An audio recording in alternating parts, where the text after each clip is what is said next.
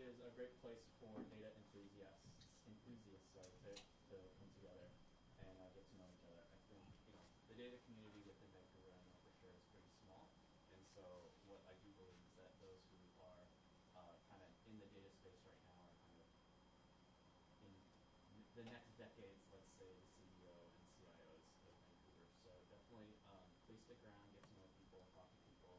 I've already had some really great conversations around the room before we got started. So the room is going to be open, I believe, right afterwards, and so please continue eating and drinking and stick around to talk to people afterwards. So we have 3 presentations lined up, and the first one will be with Scott from Looker, then we have Molan from Keboola, and then Tim from Logo. And so the format is kind of, I'm sure everyone's length of presentations can be a little different, but it's kind of like 20 minutes of session, 10 minutes of Q&A, and we might take a little bit of small break in between. All right, so if we're good, this is Scott, and I guess you can introduce yourself. Sure. All right. Well, let me just get my slides. Oh, it just locked itself. Well, hello, everybody. My name is Scott Siegel. I'm a sales engineer at Looker. I just want to say thanks for the invite to Keboola for trusting me to be up here today and present to all of you. So let me bring up here some of my slides here.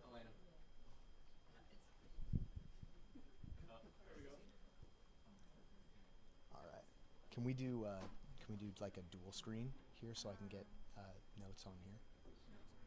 Yeah. Okay. Hold on. Some technical difficulties getting the slides up here. Bear with us. Oh, perfect. There's the clicker for you as well. Thank you.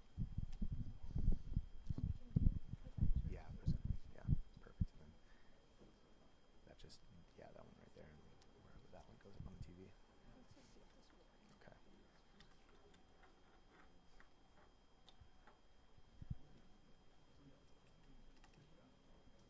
Because it's going to show this one. That's the only thing. Okay. From my understanding, yeah. Okay. Is that okay? Or you can feel free to adjust it however you like. Okay. Well then let's. My notes are gonna be like right there. Yeah. You guys, this is actually a self-led presentation. You can read my notes. Go along yourself. We're testing you to see like how much of it you remember. That's strange. Does it know? Here, let me. I think if we go, we go to system preferences, then we'll go to displays, and we'll go turn to off the mirroring under arrangement. arrangement. Displays. Why Yeah. didn't I get that? Put this in. Put this over here. And then All right. Will have to be full screen. Yep. The green dude. Perfect. All right. Figure it out yourself. Cool. All right. So just forget all that happened. All right. So again, my name is Scott Siegel. I work at a company called Looker. We're a data and analytics platform based out of Santa Cruz. We have offices all over the globe. And at Looker, we have the opportunity to work with some really amazing companies. And today, I want to share some of their experiences, as well as talk through some of the trends we're seeing as companies build out their own data platforms. So just quick note here on Looker as a company, right? We have currently more than 1,600 customers, good amount of revenue funding. Over 600 employees. We have offices all over the globe. We work with some great partners, including Keboola. And 1 in 5 new customers from outside of the United States, which is so we're growing across the globe. So first, one thing from Looker. So at Looker, we truly believe that it's our mission to empower people through the smarter use of data. And this means helping you as you include data and analytics in your lives and within your business. So it's a really simple message here, but it really resonates. And that's really because data is everywhere, right? And has worked its way into every aspect of our lives. And I'm sure you all know this, right? Being in the data industry, from healthcare to entertainment, finances, even weather, right? Data is being generated everywhere.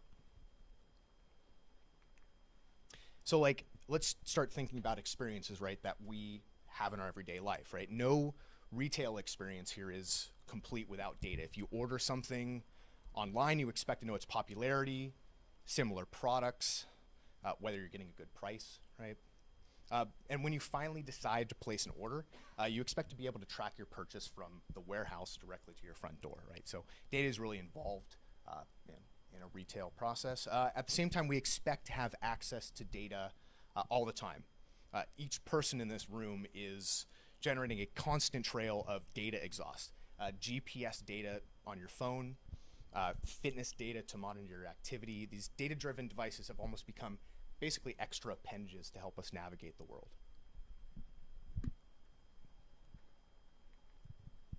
And even when we have downtime, data really does help us optimize these applications that we're using on a daily basis, right? So in Netflix, I know that I can see the most popular videos that have been, or movies according to my taste, right? So data is really involved with even some of the entertainment options we use today. So obviously it should be of no surprise that we expect the same level of experiences in business. We want data processed in near real time. We want both historical and predictive data, and we want all of this delivered in an experience that's very intuitive and at the same time very beautiful to look at.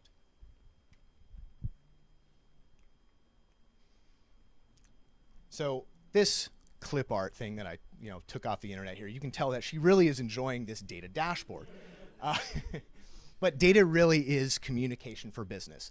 Either we're consuming it via a dashboard, we're building some insight to information that we're distributing to our company, we're even putting it on TVs, right? This is literally getting the pulse of the business delivered in real time to everybody within the company. It's how we communicate it as an organization. If you really aren't bringing data, your story isn't complete.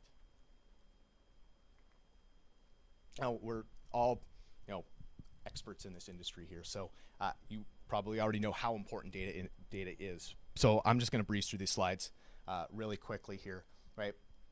People are collecting data. Those of our, according to Forrester, 178% more likely to grow in revenue, 240% more likely to build a sustainable competitive advantage, right? So data is extremely important. But at the same time, the volume of data is growing exponentially, right? We are generating information, again, back to those experiences from our phones, from applications, Salesforce, Zendesk, SaaS applications. All of those applications are generating a copious amount of data. So then the next question is, okay, the challenge really is, even with this explosion of data, it doesn't really matter if your business can't take advantage of that. And BI as we know it is struggling to keep up. According to a 2019 Gartner survey, only 20% of respondents believe their analytics program will lead to clear business outcomes, and only 1/3 would describe their organization as data-driven. Oh no. Well, oh, okay, we're back on. Great. All right. Let's, perfect.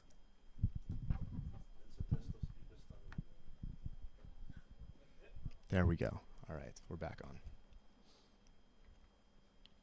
So, quick reality check here though. BI has been around for more than 20 years, and most companies still have their business intelligence locked into these Excel worksheets, right? So really, we want to move out of this landscape here. We need to get out of these worksheets. We need to make sense of our data and take action upon that information. And at the same time, this is kind of a sad number here. Most data that we're collecting goes to waste. It remains unanalyzed. So let's talk about what we do about this, right? This is a problem, obviously. We need to build some sort of solution on top of that. That's what we do. That's what our jobs are. Well, the first option is a point solution. According to a Mary Meeker report back in 2017, the average enterprise uses over 1,000 SaaS apps. Now, I know not some maybe enterprise here, small business, but when we say there's tons of SaaS data, we really mean it. And while research shows that bigger companies use more SaaS applications, the ratio of employees to applications remains constant regardless of the company size. So even small companies are having issues managing and the data that they generate.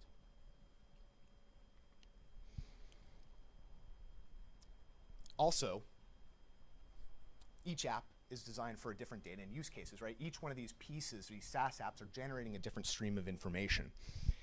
You wouldn't start to try and analyze Zendesk data in Salesforce, and at the same time, you wouldn't want to try and report on Google AdWords inside of your Zendesk platform. Those are just not compatible at all.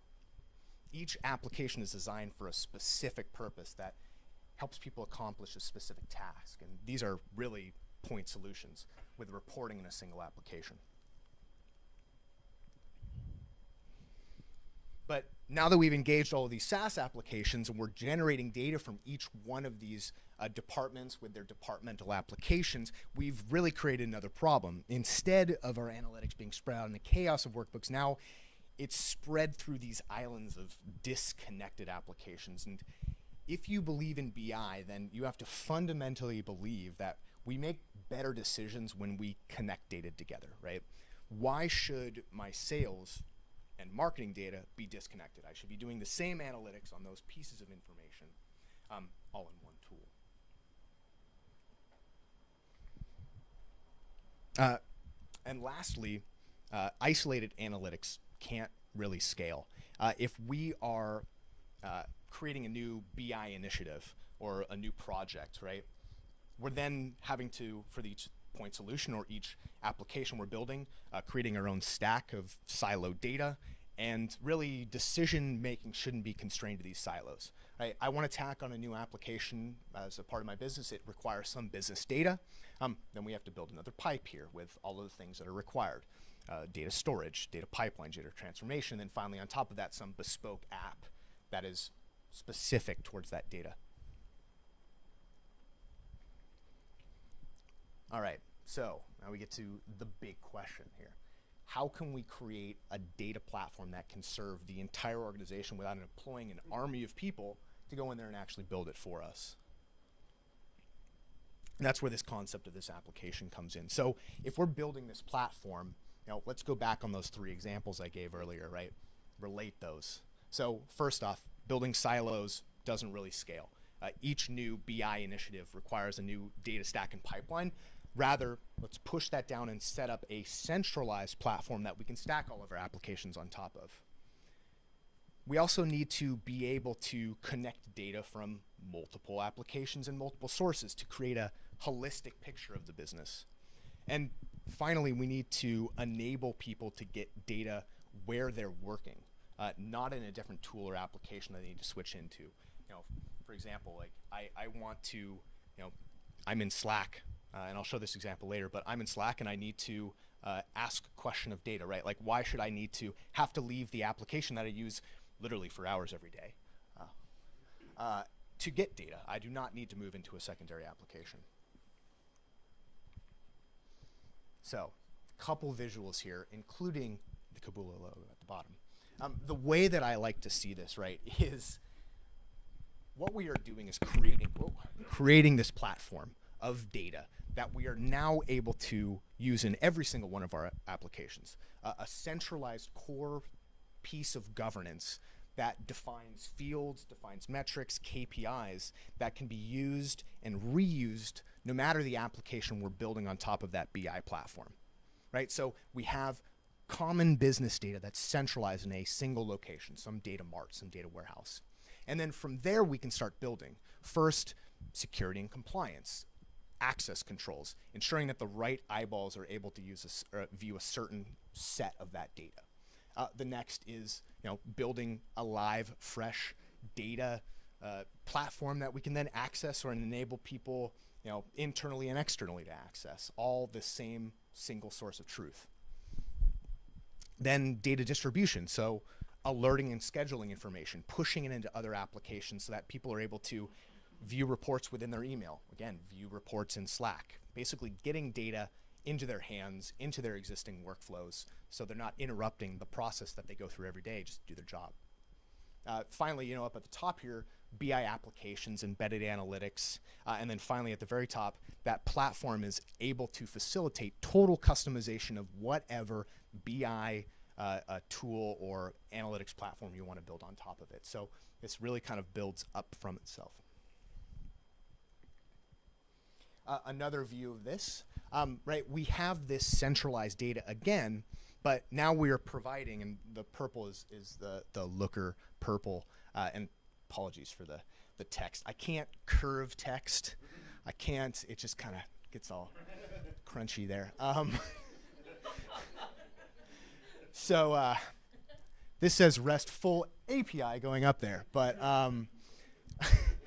we have our centralized data, and then around this is this, again, governed data platform, describes pieces of information, and then we can tack on individual use cases all built off of the same source of data. And then at the same time, these different applications are able to talk to each other, right? So I have information from finance being able to relate to other use cases, shipping and logistics, right? They're all connected within this centralized business logic that we're running off of some central data store. Cool. So let's recall those three principles I said before, right?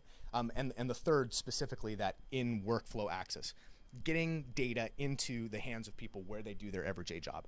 And Gartner agrees on this point, right? Focus on traditional BI will shift dramatically to analytics integrated into business operations. So we are incorporating data into everyday operations of a company.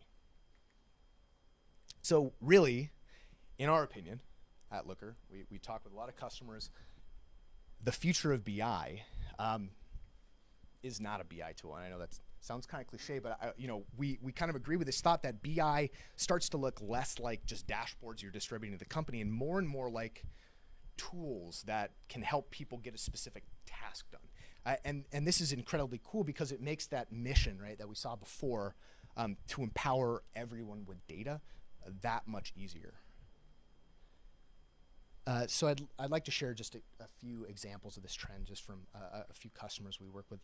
First, this company, Global Payments, they have built an application which allows their employees to quickly search for transaction records. Now, this is heavily customized. They're able to search through millions of records, and this is a purpose-built application that's easy to access from a business user standpoint. Right? They're able to, the UI is incredibly intelligent, and it looks good, it's beautiful, and then that's built on a centralized model of data. Another company here, namely, one great example is to leverage data to fuel growth in your company. So namely is one Looker company who did exactly that. Namely is a growth stage HR company, HR software company, and to compete up market against larger incumbents in the industry, they realized they needed to leverage their data better. So what they did is they provided analytics as a product to their customer inside of their iPhone application. And when they did this, it fueled growth and created new value streams really quickly. So in this case, it doesn't really look like a hardcore analytics tool anymore. It's not a dashboarding tool. It feels like an HR tool that anyone can use. And finally here, I'll go back into that Slack example. Data, the ability to bring data experiences directly into collaboration tools that people use every day. Right, so the Slack integration is probably one of our more popular integrations, and the goal really here is that you can ask questions directly in Slack like you would ask a person. So removing the human element of requests for data. I'm sure some of you have probably gotten requests for a SQL query to be run over and over again and an Excel spreadsheet to be delivered to someone, right? We kind of skip that whole human step, set up a system that enables business users to get the access to data that they need in real time in the exact applications that they're operating with every day. Cool. So I was talking earlier with a couple folks, and they were like, okay, maybe like a demo of the product might be good to show. I don't know if I'm going to have enough time with the Q&A to give a demo of Looker, but if you want a demo of Looker, just come find me. I have my laptop. I can show you some cool stuff. We can build dashboards. I can show you the modeling layer, how that looks, and how that really fits into this idea of a core centralized model. But any questions? I think I'm up to my 20-minute presentation mark.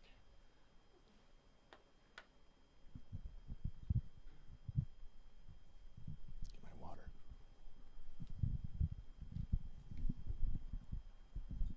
No questions? Which databases does Looker work with? Thank you, random person in the audience. Any SQL compliant data warehouse.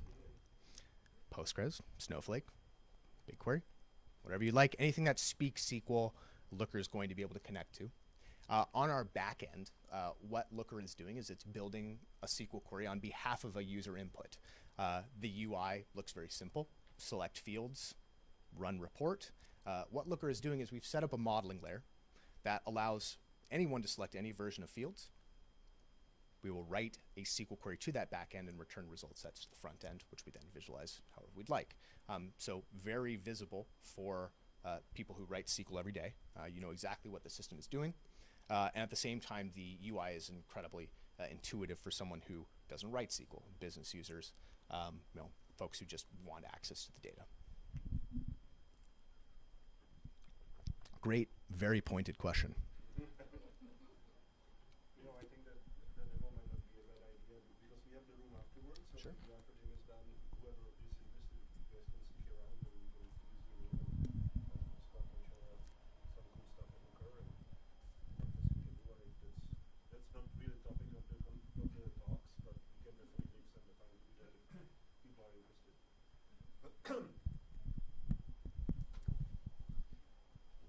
What are some of the reports coming out as? Is it just like the one-time instance on the web, or can we take a PDF? Yeah, so because we have this platform that allows access to any data point in the database, we can build a report that is then exported in pretty much any format, CSV, Excel spreadsheet, PDF. And at the same time, we can schedule these to be delivered, right? So you can set a cadence as a business user to say, hey, let me push this as a PDF to a list of email addresses. I can set that up myself every Monday at 9 a.m. The system will run the queries again, return fresh live data, push that out to that list of email addresses automatically. So yeah, PDF format. We can also push information out to webhooks, for example, to trigger events in other systems, or we have integrations with Zapier to push data out, again, into other systems as well. So large number of formats, PDF, Excel spreadsheet, CSVs, JPEGs, and then schedule those to be timed and push to an S3 bucket or Zendesk, Zapier, things like that. What would you say is like the strong use cases for like what is the need that Looker is like really filling for most companies? So the primary use case that folks come to us with is building some internal dashboards, right, for just daily reporting, basically to get things off of the shoulders of a development team, create one dashboard that's rerun and pushed out, basically like weekly. So that's one of the bigger use cases that folks initially get into with Looker, but that isn't really the core to Looker's value proposition, right? On the presentation, we have this governed layer of data that can now push out into an embedded application, which I think is where Looker as a product is really pushing forward, which is, okay, we have this centralized data model. All that I need to do to pull back data is in an API post message say, hey, I want these fields, send that to Looker. Looker devises the SQL query required to fulfill that request, runs that against the database, and then returns that to the front end in JSON. So you can really now customize that in any way you would like, and then knowing that you have this governed layer of data to access at any point in time, customize that however you'd like. So either like what's your opinion or what's like I guess Looker's take on what is BI supposed to look like in years time, because that's kind of like a pushing what I guess Looker thinks BI is supposed to look like, right? So what is it supposed to look like in the wild, let's say? Yeah. So in the wild, what it can look like is your existing login authentication portal, right? Username and password that a user would generally log into their an existing application, right? Once they log in past that point, we serve up a piece of content that is customized for that user, that's returning the data for that user in an iframed dashboard or a set of API, or like a customized API. So really, it's kind of enabling the exact same UI that your customers are familiar with, but now incorporating pieces of data directly into that interaction that they're having. So a dashboard that they can interact with and drill into, that they themselves can schedule to be delivered on, to their email themselves, without having to interface with a tech team. Even being able to create their own reports and dashboards as an external customer, right? Being able to create that data themselves.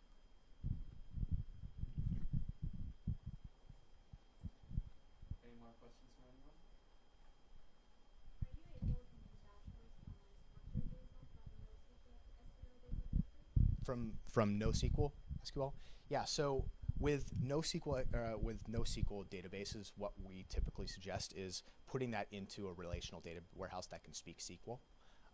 But once we get into any data warehouse, Looker can use any of the existing functions within that dialect directly as an object within the platform, right? We're writing reusable SQL to the data warehouse. So if there are any functions or UDFs that you have in that dialect, we can just pull that into Looker and use that just right out of the tool. So yeah, I'd say with unstructured data, typically get that into a structured data warehouse or like a Snowflake, something like that, that Looker then connects to. Good question. There are also some like MongoDB has a SQL connector, right? So you have a SQL interface to a NoSQL data warehouse storage. So we would connect to the MySQL connection, writing SQL against MongoDB and returning the data. So what's the differentiator compared to other big BI players? Mm-hmm. Where do you see you winning more than some of the established vendors? Yeah.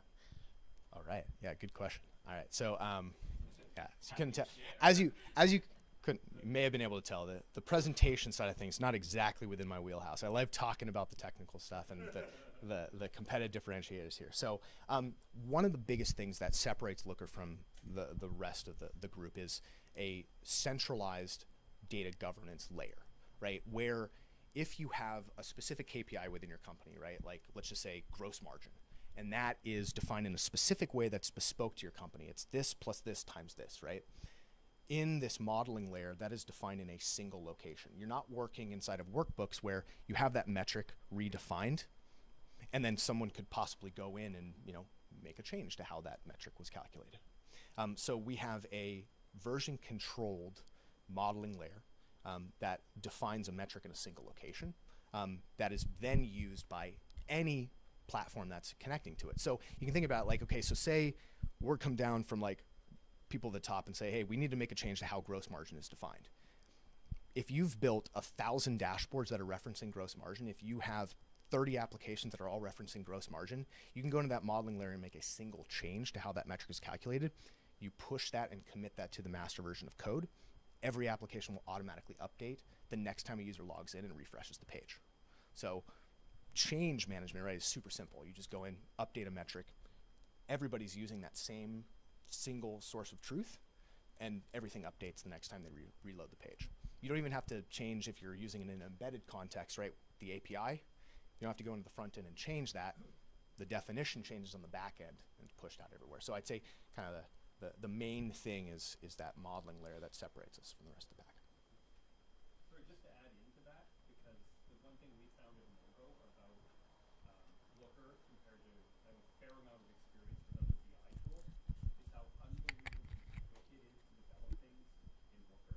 Like often, Amy here, who's worked with me for many years, in our previous life, if we wanted to do something using MicroStrategy or OBI it would be a period of weeks, right, between a request and something actually being executed. Just this afternoon, there was something we were looking at, and I tossed Amy a data set and said, can you, do something on this in Looker in the next couple of days? And within 15 minutes, she had something for me to look at. So it really is very powerful that way with the Look ML and being able to just get right down to it and get things done. That's been a big thing for us. Yeah, we've seen a lot of growth there, and then also if you are implementing it for the first time, very quick speed to implementation, right? So getting off the ground fast. No installation. Hosted in AWS, we host it for you. You connect your database, and within the first hour, we have a dashboard up and running on very complex data. Great. Thank you so much, Scott. Thanks for the questions, guys. In the interest of time, definitely want to keep things kind of going, but thank you. That was great. Thanks for the plugs. And no, definitely we should please talk to Scott after, or Spencer here from, they're both from Looker, and if you're more interested. Just wanted to comment on something that you mentioned, you talked about how, whatever number, 100 something, 200 something percent of companies could be able to increase the ROI within, or the actual business operations of the business if they were actually utilizing the data, right? I think that's really what this night and these series of events and building up this community is really about. I was on a call with Milan, who's about to speak next, and someone was commenting and said to us, they said, wow, what you guys are doing, it's really ambitious for a small team of developers. And I mean, that's not the point, but his response was, when you have people doing the right thing, it's amazing what you can actually accomplish. And I think a lot of us, again, I said the data community in Vancouver is not very big. A lot of us are just single person or small team, data team working in large organizations trying to shift the business. I think, by gathering here and actually getting the good ideas, it's amazing what you can accomplish. I've seen it with our customers when you have a very small team with a large organization. When you're very direct in what you're trying to do, you can actually accomplish big things and have really good ROI on projects, right? So again, I think this is kind of the theme of the night. Next is Milan. Hi, everybody. Thank you. Where is the clicker? Thanks, Scott, again. That was great. I'll try the remote option and see how it works from here. I'll stay away from the device over there. Yeah. Don't step on it. Okay, guys, for those of you who don't know me, I work with Keboola. I've been there for a little bit longer than Marcus, I think. Just a bit longer. I'm a partner and principal consultant, I think is the official term, whatever that stands for. So Scott painted this beautiful picture of how things work greatly. I'm actually going to talk a lot about what happens when things don't work, and then maybe how to avoid them. The topic data operating system is something we came up with to really describe of how a whole organization works. Who is a techie in this room, or self-considered techie? Really? That's it? Okay, good. Okay. Anyway, so understand. So anyway, the purpose of operating system, if you go into the internet, is to make it easier to build applications on top of and create some kind of standards and best practices and build them in there. And data operating system in an organization is exactly the same thing. So you will hear me echo a lot of things that what Scott has said. The analogy you probably all heard is cash is the blood of the business, right? And we like to say that data is like the nervous system. They need to work together. When blood or the signal doesn't get here, it won't work very well without either. And like any system like that, it has growing pains. And let's see if this actually works. Maybe pushing the wrong button. Maybe doing something. That's the last picture. I need training. I need training, apparently. Okay, perfect, done. Seriously, what's going on in here? And failing miserably, which is fine, but... I'll get to it. You're so many spoilers. Now you know exactly what's coming. Is this the first slide? Yeah. Well, now the thing is, I think I should push that button and it should work.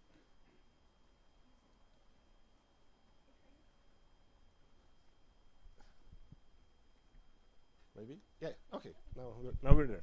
Excellent. So, like any system, there are growing pains.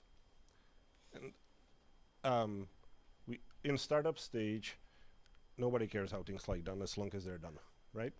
Who in the room is in that space? Okay, a few. When we start scaling up, it's different, right? Now, not everything that we were able to do can be done anymore. It's not just spreadsheets and just getting a quick report out. Now we are starting building some basic systems. We might have some database and homegrown ETL and quick fix script here and there. Who's in that stage? Okay, don't be shy. Moving up, right? Now we need to be reliable. It actually has to run because suddenly all these things are becoming business critical, right? Now we have a layer of management on top of us who's screaming down and saying, why don't I have my report this morning? So, we are starting to see, this is where companies start actually spending money and purchase tools to a larger degree and start building a team inside. Who is in that space? Cool. And then in enterprise, everything is different. Because suddenly, a whole bunch of rules and requirements get layered on top of that, which when you really think about it, nothing really is changing that much in terms of functionality, but the requirements are layering and the overhead and all of those things are growing. And one of the big problems, if not the problem, is that we have tendency to have a very, very tunnel vision. And we are solving the problem that's in front of us, right? So somebody here is looking at, how do I get this report working? Not necessarily thinking about how do I build a system that's going to take me to that next step. And as a result, we are actually creating this cycle of technical debt on every step, which then creates a massive pain point to get to the next level or the next plateau, which very often leads to rip and replace projects, right? I think that Tim will be talking about that a little bit later. No? So if we go back, and again you hear me echo some things, we have the silos, like everybody on the beginning, right? We just got those systems working, and we are getting some basic information. Maybe that there is a little bit of cross-pollination, like a marketing automation into CRM, but that's about it. Who's in that space? All right. Next stage is somebody says, well, great, we can actually put everything into some kind of central data warehouse, just a simple ETL, do something, put a tool like Looker on top of it. Great, fantastic, everything's working, right? Who's there? This is audience participation, people, okay? Yeah, all right. Well, everything's fine, right? We solved that problem, and then, but we actually need to do something with the data after it lands. Like maybe there is some enrichment going on, and some in-situ transformation, that type of stuff. So we have to add another system. And then somebody comes and say, oh, well, you already have 7 systems.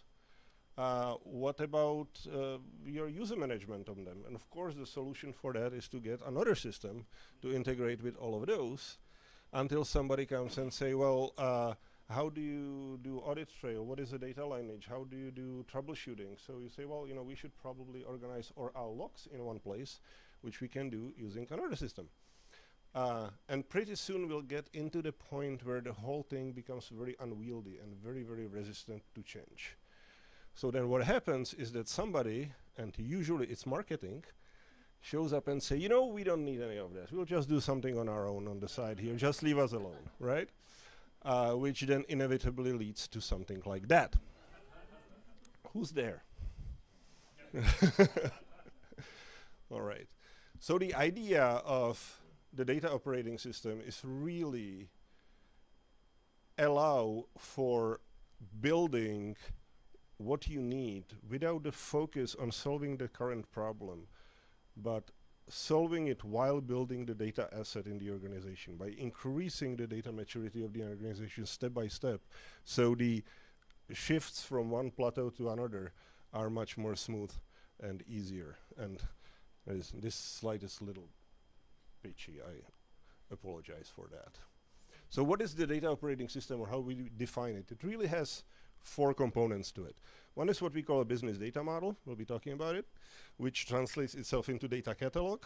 And it might mean something slightly different than what you're used to from the literature, but we'll talk about that. And then really, all processes then just break into data acquisition and data consumption. So what is business data model? That is a description of your business in the language of data. So it's not a technical data model. It has nothing to do with the design of your data warehouse. It's literally a whiteboard exercise where we're looking at figuring out how does the objects in your business, and we are in Vancouver, so don't mistake that for business objects, how the objects of your business relate to each other and how they could be described in the terms of data. This is completely technology independent. The company has it, whether it wants it or not. It leads itself to data dictionary because my personal record is 7 definitions of the word customer in one organization. Mutually exclusive, of course. So we do workshops to help to set these things together. This is a quick endorsement from one of our valued customers on what has done for them, and it really focuses the organization around, okay, this is how we understand we operate in data, and then we can start working on the technology aspects of that. So again, it's a whiteboarding exercise. And then it translates into a data catalog. So when we'll say, all right, so we have this order thing here, what does that mean? How is it defined? What do we know about it? Where does the data live, if anywhere? We went through a lot of exercises when we noticed or found out that there is an essential business object that they actually don't know anything about. And then the primary softwares needed to be changed to start tracking that. So once we do that, once we basically say, all right, this is what we should know about our business, this is how the data describe it, this is how the data catalog is defined, and we go shopping for the data, which is the data acquisition. So that would be your typical ETL, if you will, right? When we grab data from wherever it is, of course, there is a little bit of inventory going on because you usually want to decide which of the primary system is going to own that object, meaning have the authority over its content versus just being a passive consumer thereof. So, you know, we might have the customer list being owned by Salesforce, while some of the, let's say, usage data coming from an internal database. So every single flow is going to be divided into data acquisition and data consumption part. So if we have a business requirement at the end, instead of just saying, oh, where do I get the data from the source and then solve step by step the whole thing, which is sort of the typical BI approach to things, we'll say, do we already have a data in the catalog to satisfy this requirement? We do, great. Very simple task to do this, fantastic. If we don't, stop. Why don't we have it? Let's bring it into the catalog. Let's do the acquisition exercise to model it in first. This is essential difference because not only we're solving that problem, but we're enriching the catalog for any future use. So we're building the asset within the organization. What is it what we can do about something like that? Well, pretty much everything. When you think about what is it that a company can do with the data. So when you think about a data catalog sitting in the middle, we have a multiple data acquisition streams, and we have a whole bunch of different ways of using the data. So output to analytical data warehouse. So somebody can be sitting there and writing SQL directly to it. You know, we can have embedded BI like Looker. We can be either sending data directly to a third-party tool, or it can go through some type of data mart. Running ad hoc analytics projects. So I have a data scientist. How do I get the data to them? Like in an environment like that, I can subscribe them to a particular couple of sets in the catalog and they're ready in 5 minutes rather than having to wait for somebody to run a query, do an export, give it to them on their laptop or whatever that would be. Customer specific projects. Scott wasn't talking that much about powered by Looker, meaning the embedded analytics for customer. Excuse me. But in those cases, very often we need to reach outside of the catalog and bring customer-specific data sources in, and then deliver the data to the customer in a specific way, because somebody don't care about your dashboards because they have their own BI team. They would rather you as a vendor give them the data in a way that is easily consumable to them. This goes way beyond BI because we have process automations option, writing back to Salesforce, right? If we are running some really fancy model in the middle that's doing some segmenting of the customers for the reporting purposes or for the analytical purposes, why not taking the same source of truth and sending the data back to Salesforce, which then can drive marketing communication with that customer. And then we have data enrichment processes, which are grabbing data from the catalog and doing something to it. So think about things like anomaly detection or natural language processing, things like that. This is where the pitch comes, because all the blue stuff that's in the middle can be all done inside of the Keboola platform. This is really weird. Okay, so this also means that adding more later is very, very simple. If you have this, I'm not doing anything, am I?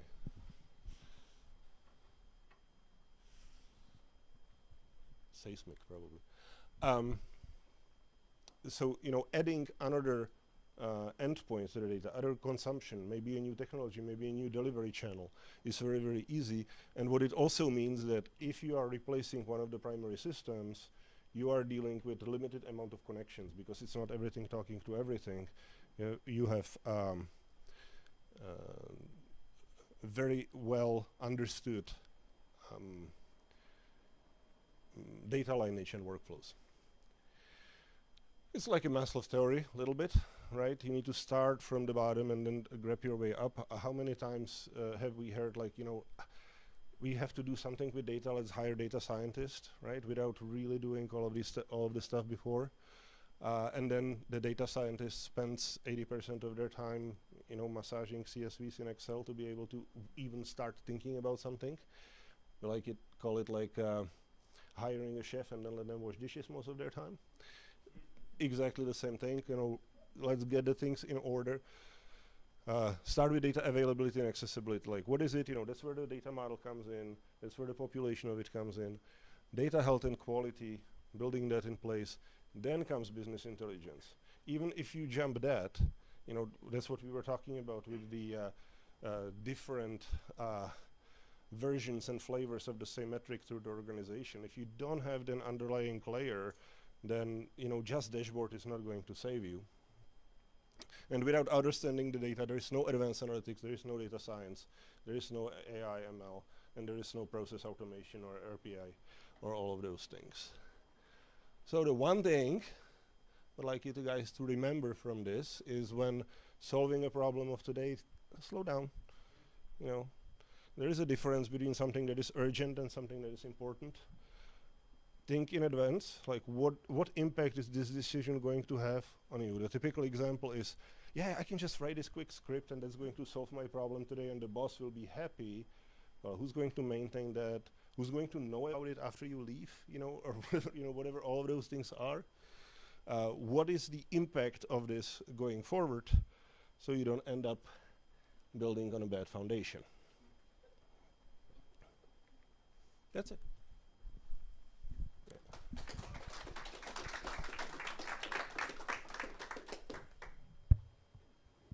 I am happy to. Any questions? This is Keboola, a data cataloging process tool, like where, so that was great, by the way. I'm just trying to place where Keboola Okay, so sits. So Keboola is data hub or data platform as a service, or infrastructure, data infrastructure as a service, whatever the Gartner acronym is. So basically, if you know what Looker does, from the database up, we do everything behind the scenes. Right? So that would be the difference. So we're basically the data engineering architecture. The idea is to allow companies to work with the data without having to worry about building that, because again, an example, you're a pizza chain, need system architects, right? You don't have your people building your own accounting system. Why would you put it on yourselves to understand what is the ideal data infrastructure for you? Because you are freaking pizza shop, right? It's not that there are people out there who do this for a living, or organizations who do this for a living. So that's where we come in, is basically provide the infrastructure as one SaaS platform for majority of these cases. Decent explanation from your experience? Okay, thanks. All good? Excellent. Okay, thank you. Let's take a 3-minute break, grab a beer, because Tim's next, so you definitely want to grab one. Living my dream. I've always wanted to give a presentation with a drink in my hand. And Yeah. it's So I'll you give you a chance to drain that. Excellent. Yeah, exactly. We also have a growler that we're doing a draw for right after. So I probably don't need the microphone. I've got the booming voice. Oh, it's just so we can record the audio. Oh, in case okay. I don't really want to send someone. Why would I want to do that? I'm just gonna. This is like super sensitive, so make sure. not Okay, to don't step on it? at Okay. all. Claire does not like to be stepped on. Okay. Okay. I'll pull up all the people who showed up. Oh, okay. Yeah, that way we don't draw someone This who's is not here. tough though. I got the clicker, I got the beer, and I got the microphone. Yes. I'm kind of in a tough spot. You gotta pick one. It's like years ago playing Clicker and softball beer and the same. in like a after work league, right? And a buddy of mine, he had a cigarette and a beer in his hand, and a fly ball came to him, and the look on his face, right? Do I put my glove on? What do I do, Did you do right? the bare hand catch? Yeah. It was pretty funny, right?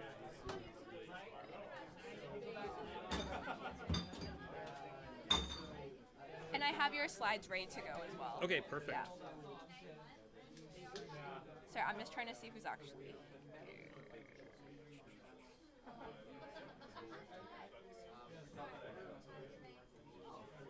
How are you feeling so far? Are you feeling nervous? Are you feeling good? I'm good. That's good. You either screw yourself up or you don't. One or the other, right? That's It either fair. goes well or yeah. That's very fair.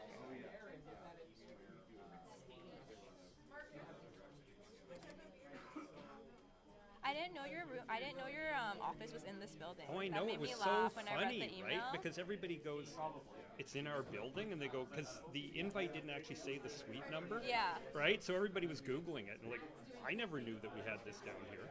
Now you do, yeah. Yeah, exactly. Yeah, that's so In funny. 3 years, first time I've got off the elevator at a different floor. A different floor. Yeah. That's funny. Yeah, I actually didn't know that your building Yeah, was 25. I where was you're- like, you're making it pretty easy for me. So you better not show up. So you can drink right after work. You don't have to go anywhere. Not Oh nowhere. no, I'm happy. It's all good. That's good. I'm glad to hear that. Free beer. We gave you no excuse not to. No. You should beer We're like- and yeah. We're gonna book this building actually. Yeah. Yeah. That's a lot of clicking to find. Okay, there we go. It is. Yes. I need to open it with Google Sheets. Oh, thank you. You need to hold this one.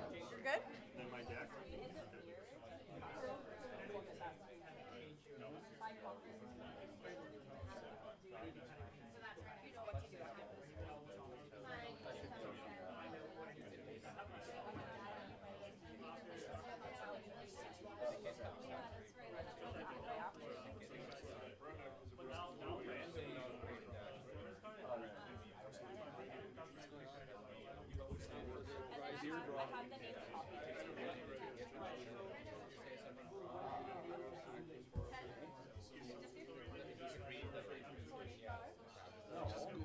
It's the number of people that Oh, it's in the comments? It's in the comments. Oh, okay,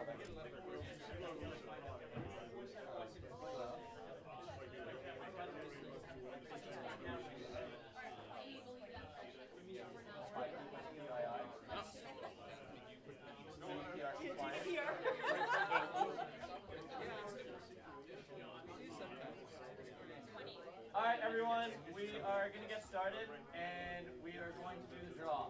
So, theoretically, your name is up here, because this is the sign-in. There are certain people that are disqualified because you work at Keboola, so you don't get a Keboola brand trailer, or Tim, you get one anyways. So Okay, woohoo. So this is the list. I was going to ask about that, So otherwise we I was have going to walk. rows 2 to 29. So let's use Google's nifty number generator.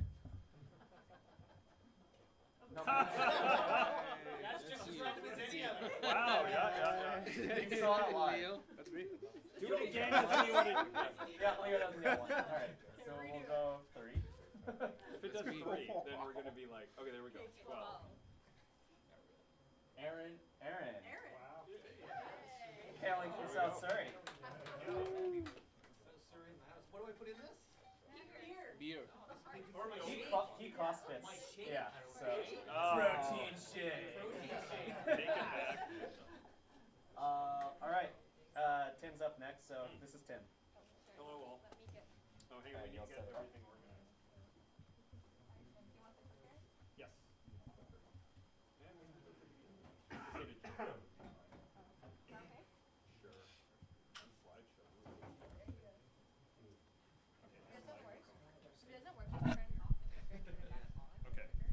Okay, let's.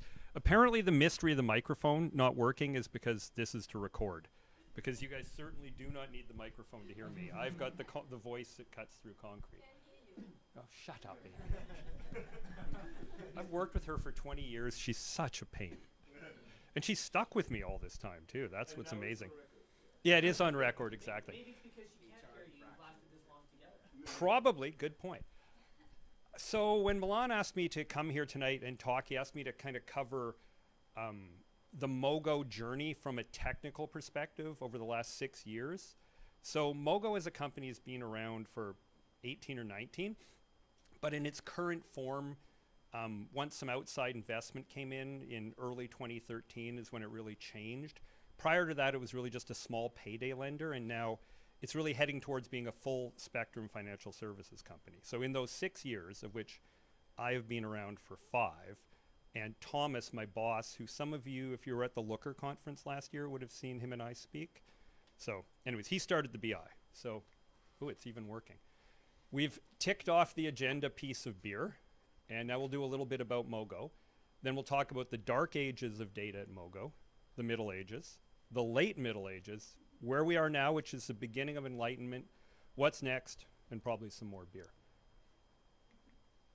So Mogo, as I said, has been around for 18 or 19 years, is currently a public company on the TSX under Mogo, and has been public since 2015, June, I believe.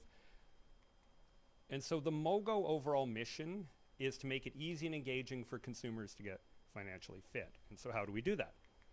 Through our mobile first series of products. So just to go through these really quickly, because otherwise our corporate relations people would give me shit for not covering this stuff. Sorry, can I say that, Milan? Okay, good. So to begin with, some of the products we have are custom free credit score, which is, oh, I wish I had a pointer here. Every 30 days you get an updated Equifax credit score.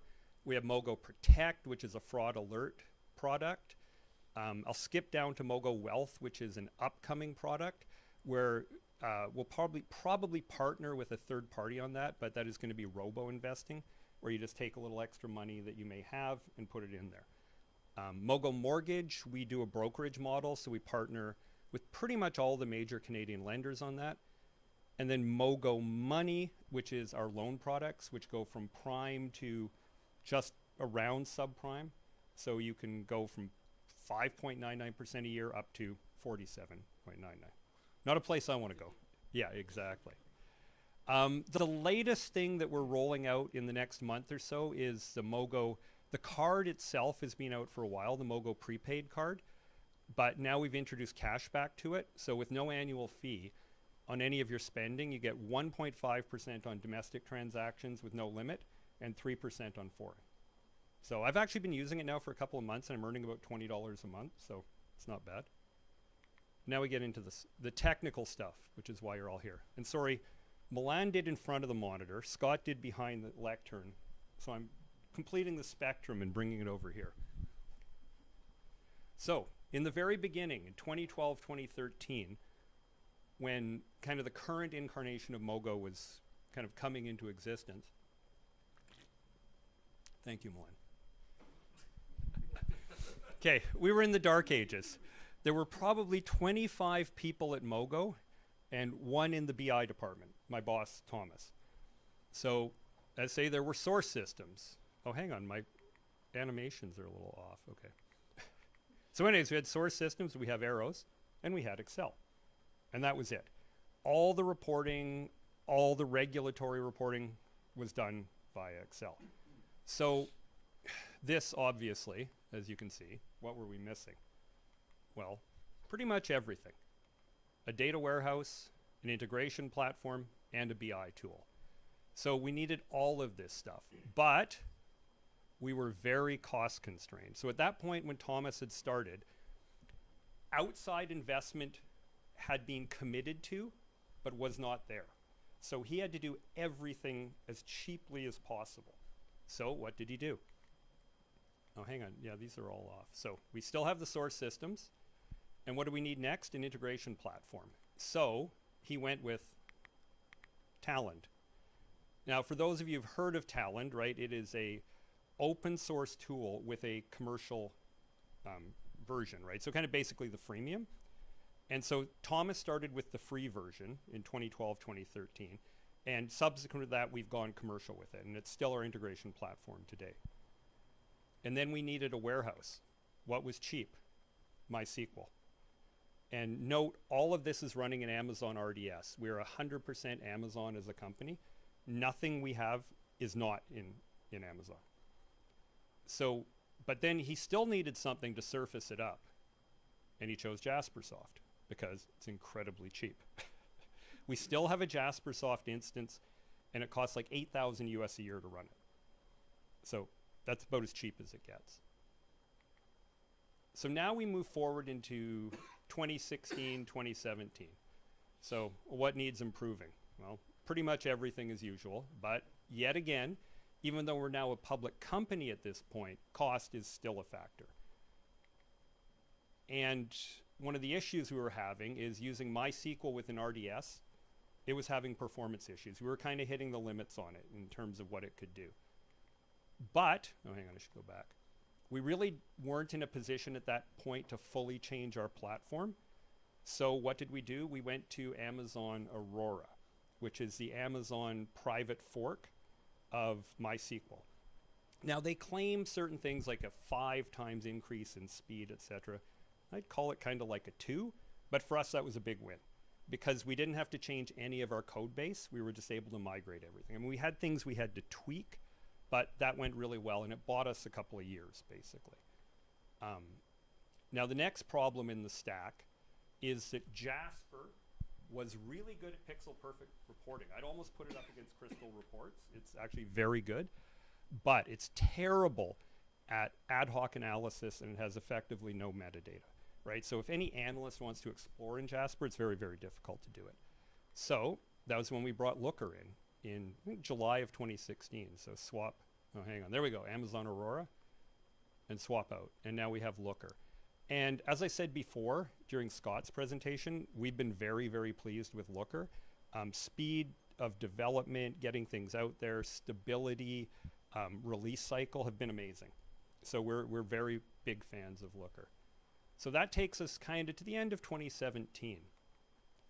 And then now, well, Age of Enlightenment's a bit rich, but 2018, 2019. So we are slowly but surely getting there. However, we have a problem. There's a lot of other tools and programs that need access to data, And unfortunately, relational is not always the best storage medium for these tools. Certain planning tools that we've implemented in finance require flat files.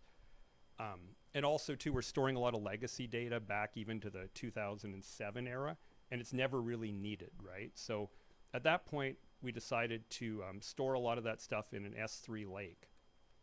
Ooh. Okay, everything's off. Anyways, so we'll move ahead, and then we'll have the graphics after. Also, as you guys would all know, MySQL Aurora is not meant to be a data warehouse, right? Does not have window functions, advanced analytical functions. It works, but it isn't really what you need. So at that point, we decided to move to Snowflake. Now, however, Snowflake is truly an amazing platform. Has anybody here used Snowflake? What do you guys think of it? Yeah, it's amazing. We have queries on Aurora for certain reports that take 6 hours, run in 15 seconds in Snowflake on an extra small instance. It's just jaw-dropping, right? However, Snowflake has one glaring weakness. It does not have stored procedures. And unfortunately, we do have a fair amount of stored procedures in our MySQL Aurora database, especially to do with looping, right? So they are developing stored procedures, but weirdly enough, they're going to be in JavaScript. So yeah. Yeah, yeah. So we don't have any JavaScript skills on our team, and I don't know if we really want to put a lot of our logic into JavaScript. So we've brought Python in, which back when we started with Snowflake was their recommended kind of method of getting around that. So hang on, now all the graphics are going to catch up. Lake, Snowflake, Python. There we go. So that's kind of where we are today, is that we're